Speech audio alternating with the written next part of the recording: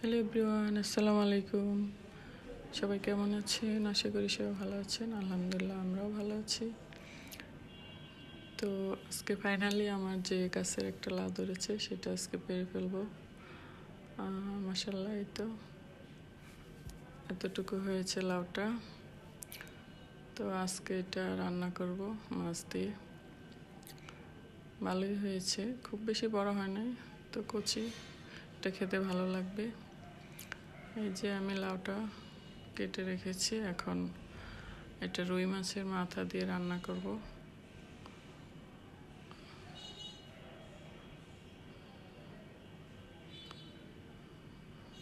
ওই তো আমি একটু পানি দিইনি, তো লাউ থেকে পানি উঠেছে।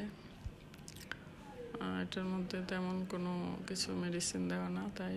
আর এই যে একজনের ক্ষেতের টমেটো দিয়ে গেল, তো এটা দিয়ে আজকে ছোটো মাছ দিয়ে টমেটোর ঝোল রান্না করছি। তারপরে আজকে সব কিছু মানে আমাদের গাছের সব কিছু, আর এখানে লাউ গাছের মানে আগাডোগা দিয়ে, তারপরে ছোট ছোট লাল আলু, গাছের সিম, এগুলো সব কিছু দিয়ে একসাথে শুটকি রান্না করতেছি। আর এখানে ডিম বোনা করেছি। আর আমার বারান্দায় এই তো টমেটো পেকে আছে, এগুলা নিয়ে নিচ্ছি। এগুলা দিয়ে আজকে সালাদ বানাবো। আসলে আজকে মানে যা রান্না করছি সব নিজের হাতের সবজি। তো এটার ঘ্রাণটা এত মজা লাগছে, মানে অন্যরকম, টাটকা। নিজের হাতের জিনিস খাওয়ার মজাই আলাদা। তো আমি শসা আর টমেটো দিয়ে সালাদ মেখে নিচ্ছি সন্ধ্যাবেলায় ইফতারিতে। আর এদিকে বাচ্চাদের জন্য আমি পাস্তা রান্না করছি,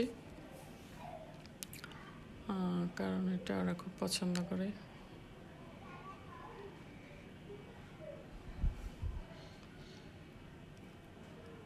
আর সাথে আমি চিকেন ফ্রাই ভেজে দিচ্ছি পাস্তার সাথে।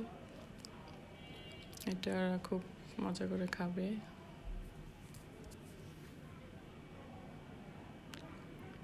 আসলে সন্ধ্যাবেলায় তো বাচ্চারা যেটা পছন্দ করে ওটাই রান্না করতে হয়, ওটাই বানাতে হয়। এই তো ফাইনালি আমাদের ইফতারও রেডি, একটু পরে আজান দিবে, তো ইফতার মাখাচ্ছে। এখানে আলুর চপ, তার পেঁয়াজু বেগুনি, তারপর ডিম চপ, সব কিছুই আছে। এগুলো এখন মুড়ি মাখাচ্ছি এগুলো দিয়ে। সাথে আছে শরবত আর কিছু ফল ফ্রুট আছে। তো ইফতারি করছি আমরা, মানে এখন করবো আর কি।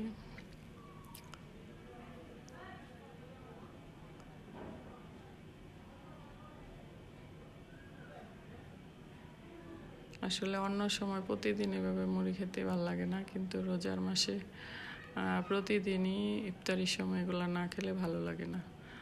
এটা আল্লাহরই আসলে সব কিছু রহমত। এই তো আমরা এখন ইফতার করব। তো সবাই ভালো থাকবেন, আশা করি সবাই ভালো আছেন, ভালোভাবে ইফতার করছেন, রোজা রাখছেন। আল্লাহ হাফেজ।